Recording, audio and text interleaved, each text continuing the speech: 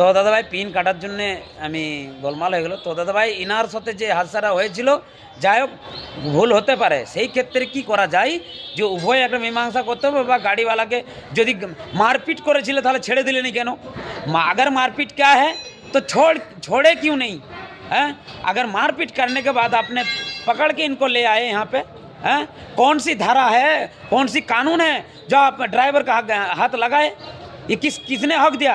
कौन सी संविधान ने हक दिया आपको? अगर संविधान का विरुद्ध में आप गए तो देश के विरुद्ध में गए आप, और देश के विरुद्ध में जब जाओगे तो आप देश का गद्दार होगे, और देश के विरुद्ध में जब जाओगे देशद्रोही है आप। ऐसा नहीं कर सकते आप, किसी का हक नहीं है जो ऐसा ड्राइवर को मार सकते हैं आप, ऐसा नहीं कर सकते कोई।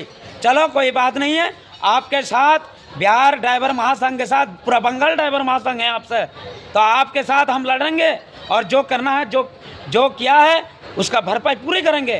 और कहाँ बांस है ना है, जैसे भी है, ये मेरे ड्राइवर ये दादा है हमारे, नमस्कार प्रणाम करो। তো দাদাভাই একটু ড্রেসটা পরার চেষ্টা করবে। তো ধন্যবাদ, আমরা এই আওয়াজ তুলছি, দাদাভাইকে বলবো আপনি লাইনে যেহেতু আছেন আপনি যান, আমরা এখানটা দেখছি প্রত্যেক দাদাভাই।